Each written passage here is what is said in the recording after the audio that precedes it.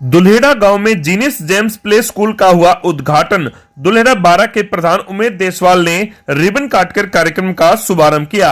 इस दौरान दुल्हेड़ा व आसपास के गांव के सैकड़ों की संख्या में ग्रामीण मौजूद रहे। इस दौरान दुल्हेड़ा गांव से भी बड़ी संख्या में ग्रामीण मौजूद रहे। इस दौरान स्कूल संचालक विकास देसवाल ने बताया कि प्ले स्कूल में बच्चों के लिए सभी प्रकार की सुविधाएं उपलब्ध हैं। बच्चों के लिए झूले, खिलौने व हर प्रकार के मनोरंजन के साधन भी स्कूल में उपलब्ध हैं। हमारा जीनियस जेम्स प्ले स्कूल है। आसपास के सभी गांवों को बताया जा रहा है कि सब अपने बच्चों को आए, पहले हमारे स्कूल में विजिट करें और देखें। बड़े दुख थोड़े कहा जा रहा है कि आज हमारे सभी गांव वाले इकट्ठे हैं, लेकिन मेरे दादाजी आज नहीं है जी। श्रीश्वर सिंह सरपंच, उन्होंने 10 साल सरपंची की है।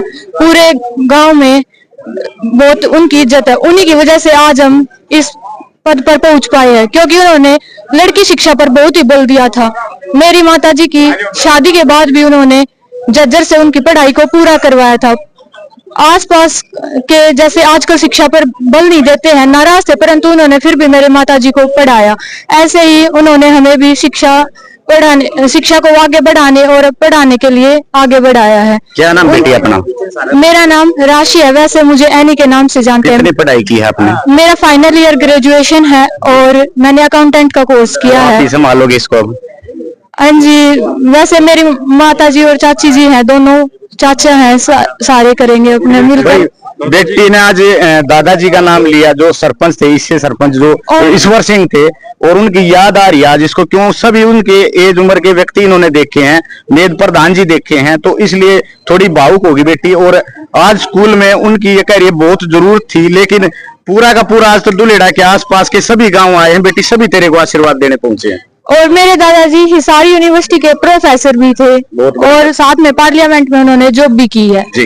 तो भाई आज वो होते तो और भी खुशी होती हमें। बिल्कुल खुशी होती जी। क्या कहना चाहोगे सर इनके दादाजी के बारे में? कुछ आपने भी ज्ञान होगा, आपने तो देखे हैं। 10 साल सर्वसम्मित सरपंच रह गए, सर्वसम्मिति से रहे हैं। हाँ 10 साल। आज यह बलराम जाखड़ का पीए था, एक बहुत महान आदमी था। अच्छा। नौकरी कराया करता दिल्ली। गांव की इतनी सेवा करी उसने, बहुत ज्यादा। भाई बहुत बड़ी बात है, सर्वसम्मिति थे, 10 साल सरपंच रहे हैं इनके जो दादाजी थे ईश्वर सिंह, और बहुत बड़ी बात है पार्लियामेंट तक बैठे, उन्होंने जॉब भी की है, बहुत बड़ी बात है। तो इनमें कितने गुण होंगे आप लोग यहाँ के बिल्कुल देख सकते हो। ग्राउंड जीरो पर स्कूल को पहले देखो, फिर अपने बच्चों को भेजो। पहले यहाँ पे चेक करो आप कैसे कमरे हैं, कैसी सुविधा है बच्चों के लिए, तो यहाँ पे जरूर पहुंचे। भाई क्या कहना चाहोगे बेटी? और 2 शब्द बताओ। बस अपना आए और हमारा देखे, और फिर आपका अगर मन करता है तो हमारे में एडमिशन ले। कोई जबरदस्ती नहीं है, पर पहले आके जरूर देखें। एक बार चेक जरूर करें भाई यहाँ पे आकर।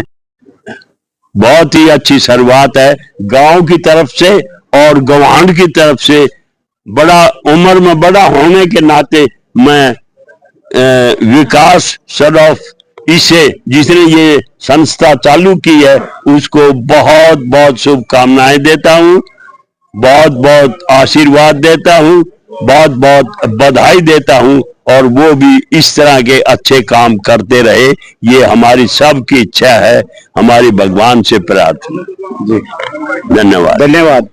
स्कूल में पहुंचे हैं और मातृशक्ति के योगदान वगैरह अधूरा ही होता है, वो है क्योंकि पालन पोषण तो बच्चे का ही नीचे हो है। बात करेंगे डायरेक्ट मैडम है। मैडम जी नमस्कार। नमस्कार जी। मैडम जी छोटे छोटे बच्चे भी आ गए, एडमिशन शुरू हो गए क्या? हाँ जी एडमिशन हो गया है, सबसे पहले एडमिशन ही सीखा। तो आज कैसा लग रहा है? आज मातृशक्ति इकट्ठी कर दिया आपने, पूरी महिलाएं आपके साथ, टीचर है, स्टाफ है पूरा, कैसा लग रहा है आज? लोगों का क्या महसूस किया आपने? कितने मेहनत की आपने स्कूल तक पहुंचने में? देखो सर, वैसे तो हमारे साथ सब ग्रामवासियों की भी मेहनत है जी। हम सोच रहे हैं कि भाई बच्चों को पढ़ाए, उनको अच्छे भविष्य के लिए कुछ सिखाए। बिल्कुल, संस्कार भी जरूरी है। हाँ जी। हाँ जी। तो देखो वैसे मैंने 15 साल तक पहले पढ़ा चुकी हूँ मैं जी। तो मैं सोच रही हूँ ये बच्चे हैं जो फोटो स्टूड कर रहे हैं, ये मेरे स्टूडेंट है। आपके स्टूडेंट आज हाँ जी, ये कुछ ना कुछ कार्य करने लगे, मतलब आपने तैयार कर दिए? मैंने इनको तैयार किया है। एक स्टाफ मेंबर है जी। ये है गुड़िया गया। हाँ जी, ये भी मेरी पढ़ाई हुई है। टीचर है आज यहाँ? हाँ जी, ये आज यहाँ टीचर है। जी।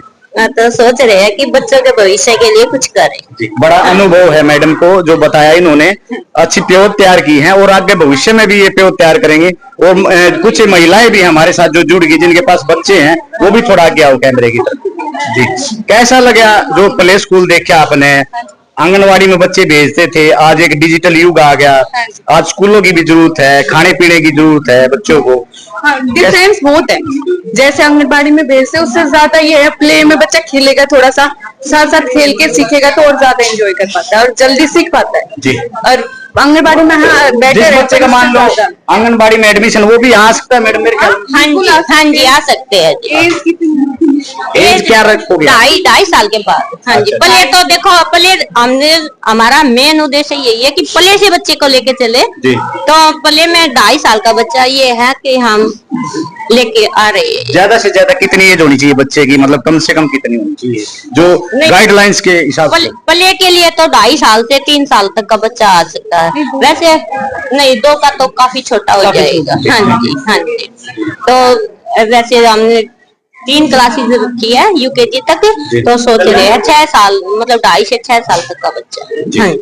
धन्यवाद आपका, बहुत बहुत धन्यवाद जी। नमस्ते, क्या कहना चाहोगे?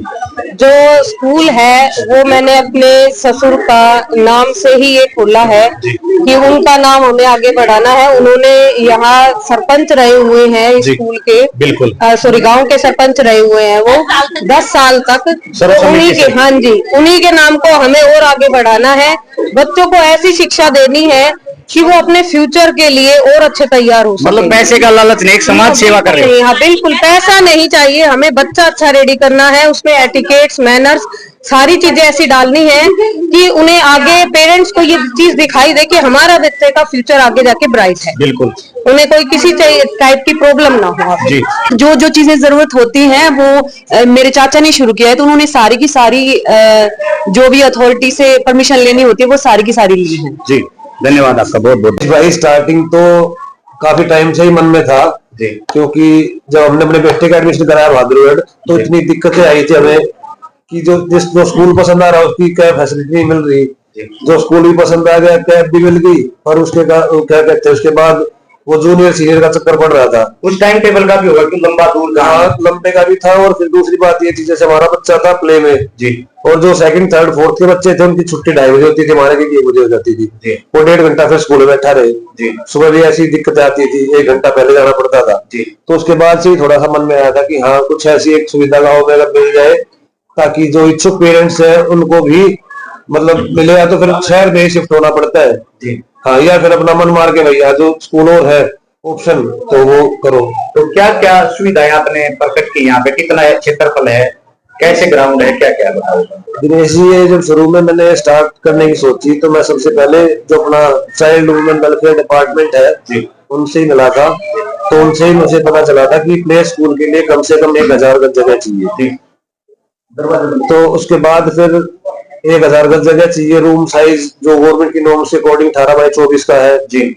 और अपना उसके आगे वरांडा होना चाहिए, वॉशरूम सबके मतलब स्टाफ का अलग, विजिटर्स का अलग, और अपना गर्ल्स बॉयज का अलग। तो वो सारी चीजें देख के ही मैंने गवर्नमेंट नॉर्म्स के अकॉर्डिंग ये चीज शुरू की थी। अच्छा, बच्चों के लिए जो डिजिटल खिलौने वगैरह हैं, जो खेलने के आयाम हैं, तो कैसे देख रेख करनी चाहोगे आप? बच्चों को चोट भी लग सकती है, कई खिलौने ऐसे हैं, उनके लिए क्या एक्स्ट्रा कोई टीचर रखा है, कैसे क्या सुविधा दी? उसके लिए पहली चीज तो क्या है कि प्ले स्कूल में जो होता है ना, उसमें गवर्नमेंट भी ऐसे बोलती कि जो बच्चा होता है ना वो मतलब खेलने के साथ सीखता है जी।